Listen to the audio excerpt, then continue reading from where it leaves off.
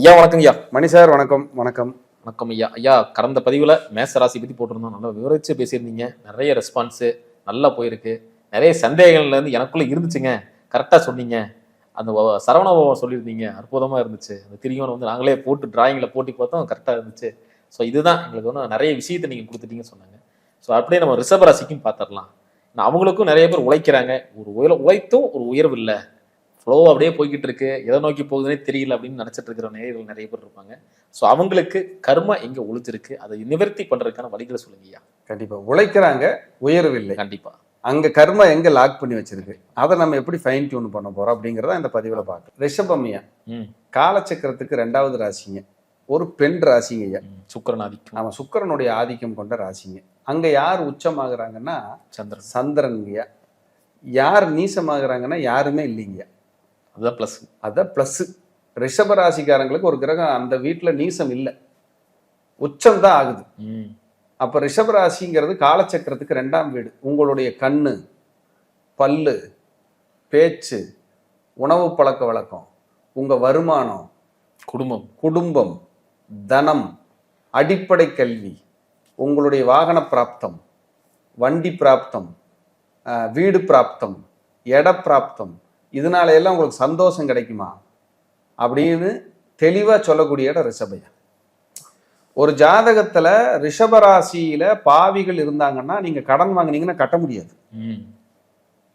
ரிஷபராசிய குருவோ சுக்கிரனோ பார்த்துட்டாலோ இருந்துட்டாலோ உங்களுக்கு பண கஷ்டம் வராது.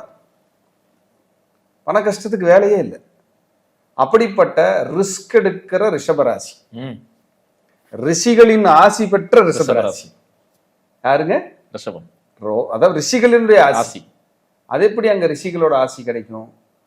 பாக்கியாதிபதி சனி அங்கதாங்கிய யோகத்தை கொடுக்குறான், ரிஷபத்துக்கு தான் யோகத்தை கொடுக்குறான். தர்ம கர்மாதிபதியா சனி தாங்கியா நிக்கிறான். தர்ம கர்மாதிபதியா சனி தான் நிக்கிறாரு. அப்படிப்பட்ட ஒரு அற்புதமான ரிஷப ராசி அன்பர்கள் நிறைய உழைக்கிறாங்க. சனியே யோகத்தை கொடுக்கக்கூடிய யோகாதிபதியாக இருக்கக்கூடிய ரிஷபராசி அன்பர்கள் உழைப்பின் சிகரம். எப்படி சிகரம்? உழைப்பின் சிகரம். நிறைய தான் குடும்பத்துக்காக வாழ்றேன், என் அப்பா அம்மாவுக்காக வாழ்றேன், என் அக்கா தங்கச்சிக்காக வாழ்றேன், நண்பர்களுக்காக வாழ்றேன், குழந்தைகளுக்காக வாழ்றேன், உறவுகளுக்காக வாழ்றேன். தனக்காக வாழ்க்கையை வாழாமல் பிறருக்காக வாழ்க்கையை வாழ்ந்து அந்த உழைப்பை தன் உதிரமாக்கி அர்ப்பணிப்புணர்வோடு உழைப்பை மட்டுமே நம்பி உழைப்பு என்று மட்டுமே வாழ்ந்து கொண்டிருக்கும் ராசினா ரிஷபம் தான். 12 ராசி அப்படிதான் இருக்கும். ரிஷபம் ஸ்பெஷல். ஏன்னா பெண் வீடுங்க, பெண் கிரகம் சுக்கிரன் உச்சமாகிற வீடுங்க. அங்க இருக்கிற நட்சத்திரத்தை பாருங்களேன், கார்த்திகை, ரோகிணி, மிருகசீரிடம். 2 ஆண் கிரகம், ஒரு பெண் கிரகம், 3 நட்சத்திரம் அங்க இருக்கும். குடும்பமா இருக்காங்க, ஒரு குடும்பமா இருப்பாங்க. இவங்களுக்கு கூட்டு குடும்பமா வாழ்றது பிடிக்கும். கூட்டு குடும்பமா வாழ்றது பிடிக்கும். எல்லாத்துக்கும் நல்லதை செஞ்சு செஞ்சு செஞ்சு கடைசியில வீணான அவச்சொல் பழி வாங்கிட்டு வாழ்றதும் ரிஷபந்தான். பொதிமாடு ஏன்னா காளை தான் அந்த இதனுடைய சிம்பிள். அப்போ சுமந்து ஓடா தேஞ்சு வாழ்க்கை வாழக்கூடியது ரிஷபம். ரிஷபம் கலைகள், அழகு, ஆச்சாரம், அனுஷ்டானம். இவங்களுக்கு பெண் தெய்வ வழிபாடு ரொம்ப பிடிக்கும். அம்மாவை ரொம்ப பிடிக்கும். ஆனா கடகத்துக்கு அது பாதகம் ரிஷபம். அப்ப அம்மானால மன உளைச்சலும் அடையும் ரிஷபம். இதுல எந்த மாற்றமும் இல்லை. இவர்கள் பொருளாதாரம் என்று தன் வாழ்க்கையை அந்த பணத்தை சேர்த்துறேன், பணத்துக்காக ஓடிக்கிட்டே இருப்பாங்க. ஏன்னா ஃபேமிலிக்கு ஏதாவது நம்ம செய்யணும், நம்ம இல்லைன்னா என்ன பண்ணுவாங்க, நம்ம தான் எல்லாம் ஆணி வேறு ஆதாரம் எல்லாம். இவங்களுக்கு தன் ராசியில இருக்கிற கிரகம் யாருன்னு பாருங்க, நட்சத்திரம் யாருன்னு பாருங்க, செவ்வாயோட நட்சத்திரம் இருக்கு. அந்த செவ்வாய்க்கு யாருன்னு கேட்டீங்கன்னா காலச்சக்கரத்துக்கு அட்டமாதிபதி, காலச்சக்கரத்துக்கு 8 குடையவன். அப்ப அங்க உட்கார்ந்து இருக்காரு. அந்த ரிஷபத்துக்கு 5ஆம் வீடு யாருன்னா கன்னி, அங்கேயும் செவ்வாய் இருப்பார், சித்திரை. ரிஷபத்துக்கு 9வது வீடு என்னன்னா மகரம், பாதகம். அங்க யார் இருக்காங்கன்னா அவிட்டம். இந்த செவ்வாய் எல்லாமே ரிஷபத்துல கன்னியில மகரத்தில் இருக்கிற செவ்வாய் எல்லாமே உடைபட்ட நட்சத்திரம். உடைபட்ட நட்சத்திரம் 4 பாதமும் அங்க இருக்கு. பிளவ நட்சத்திரம். சில நேரம் இந்த ரிஷபராசிக்காரங்க மேக்சிமம் பாருங்க, அங்க கொஞ்ச நாள் வாழ்ந்தேன், இந்த வீட்டுல கொஞ்ச நாள் இருந்தேன், அந்த வீட்டுல கொஞ்ச நாள் இருந்தேன், பாட்டி வீட்டுல கொஞ்ச நாள் வளர்ந்தேன், ஹாஸ்டல்ல கொஞ்ச நாள் இருந்தேன், வெளியூர்ல போய் கொஞ்ச நாள் தங்கி இருந்தேன், இந்த உடைபட்ட நட்சத்திரம் போலவே வாழ்ந்துட்டு இருப்பாங்க. அப்ப அஷ்டமாதிபதியான செவ்வாயினுடைய ஆளுமை இவர்களுடைய ராசியில் கனெக்ட் ஆகிறதுனால உழைச்சு உழைச்சு ஓடா தேஞ்சு போறாங்க. 8ஆம் அதிபதியினுடைய சாரம், 8ஆம் அதிபதியினுடைய நட்சத்திரம், 8ஆம் அதிபதியுடைய தொடர்பு ஒரு ராசிக்கு வருதுனாலே 8ங்கிறதே நஷ்டம், சேதாரம், அவமானம், கடன், நோய், வழக்கு, எதிரி, பகை, விபத்து, கண்டம், பிணி, பீடைகள், மன உளைச்சல், திடீர் வீழ்ச்சி, மேலிருந்து கீழே விழுகுதல், மரணம், மரணத்துக்கு ஒப்பான கண்டு பாருங்க எத்தனை வச்சிருக்காங்க. 8ஆம் இடத்துக்கு நல்லது கம்மி, கெட்டது அதிகம். நல்லதுன்னா என்ன? பணபரஸ்தானம். பணபரஸ்தானம். நல்லதுன்னா என்ன? பணபரஸ்தானத்தை தாண்டி அதிர்ஷ்டம், திடீர் அதிர்ஷ்டம், ஷேர் மார்க்கெட். நீங்க ரிஷபத்துக்கு ஷேர் மார்க்கெட் ரொம்ப பிடிக்கும். ரிஷப ஷேர் மார்க்கெட் ஒரு நாளாவது யோசிச்சிடும், நம்ம வாழ்ந்தே ஆகணும். இவர்கள் உழைப்பில்லாத வருமானத்தை சற்றேறக்குறைய விரும்புகிறார்கள்.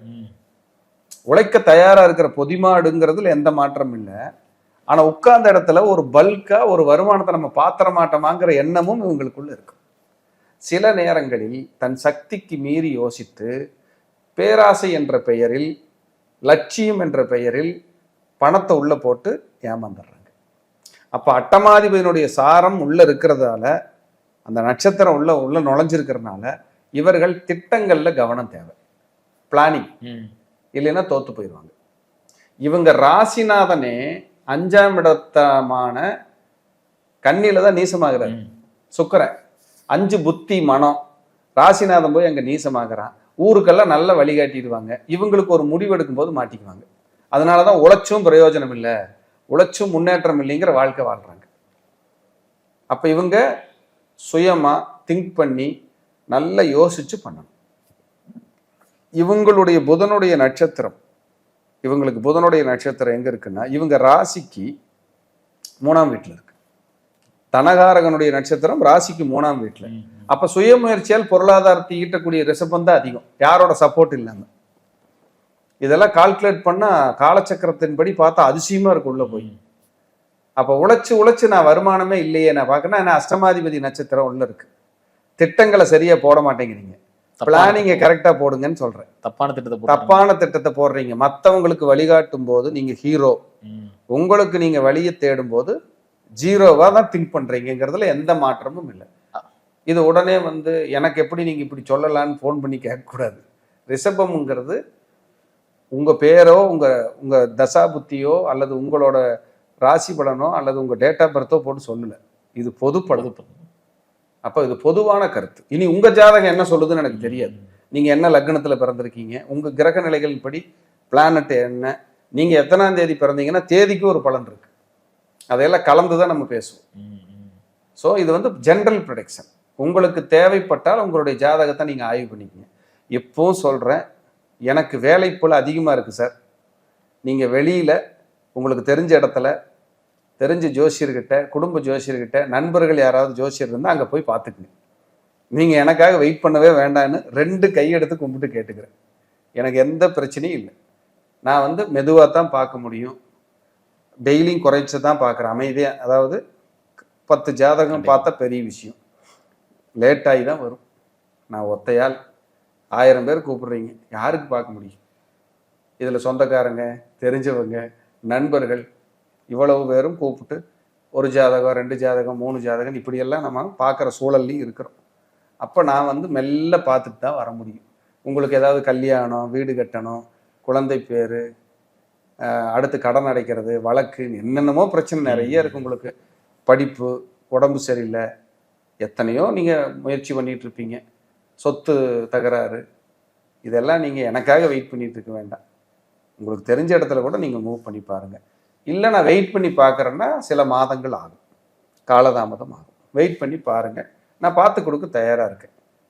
அதுக்காக நம்ம பார்க்க முடியாதுன்னு சொல்லலை. வெயிட் பண்ணி நான் லேட்டாகி பார்த்துறேன். அப்படிங்கிறதுல எந்த மாற்றமும் இல்லை அப்படின்னு நான் சொல்ல விரும்புகிறேன். அப்போ ரிஷபராசி அன்பர்கள் அஷ்டமாதிபதியினுடைய தாக்கம் செவ்வாயை நீங்கள் சரி பண்ணணும். அப்போத்தான் உங்கள் உழைப்புக்கு தகுந்த ஊதியம். 2 விஷயத்த சொல்லியிருக்கிறோம். ஒன்று உங்கள் திட்டம், உங்கள் பிளானிங் உங்கள் சக்திக்குட்பட்டதாக இருக்கணும். பிரம்மாண்டமாக போனீங்கன்னா நான் உழைக்கிறேன் ஜெயிக்க முடியலைங்கிறதா என்றைக்குமே இருக்கும். அப்போது செவ்வாய் அஷ்டமாதிபதி ஆகிறார். அவர் உங்களுடைய ராசிக்குள்ளே இருக்கார், 5ஆம் இடத்துக்குள்ளே இருக்கார். அப்போ செவ்வாய் அப்படிங்கிறது யாருன்னா 8ஆம் இடத்துக்கு சம்பந்தம்.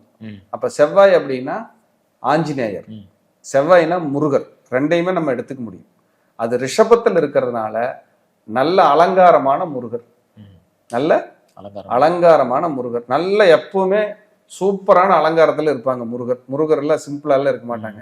பழனியில் ஆண்டி கோலத்தில் விஸ்வரூபத்தில் மட்டும் இருப்பார். மற்ற எல்லா நேரத்துலையும் நல்ல அலங்காரமாக தான் இருப்பார். நல்ல ராஜ அலங்காரமா. ஏன்னா சூரியன் அங்க உள்ள உட்காந்துருக்காரு. அப்ப சூரிய ராஜா, சூரிய ராஜா. நீங்க சோமஸ்கந்தர் வழிபாடு. எப்படி? சோமஸ்கந்தர்னு நீங்க எங்க போட்டீங்கன்னாலும் ஒரு அவினாசி கோயிலே சோமஸ்கந்தர் தான். இங்க சிவன், இங்க அம்பாள், இடையில முருகர்.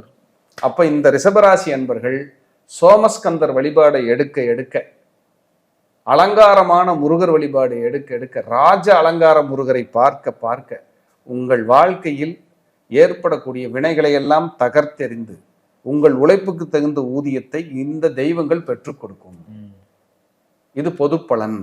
கண்டிப்பா உங்க ஜாதகத்தை நீங்க பாத்துக்கங்க. முன்னேற்றத்தை கொடுக்கும்னா இது மாற்றுக்கிறதுக்கு இடமே இல்லை. கண்டிப்பா சக்சஸ் கொடுக்கும். ஒரு 80% ஒத்து வரும். நீங்க போய் மூவ் பண்ணி பாருங்க, உங்க வளர்ச்சி எப்படி இருக்குன்னு பாருங்க.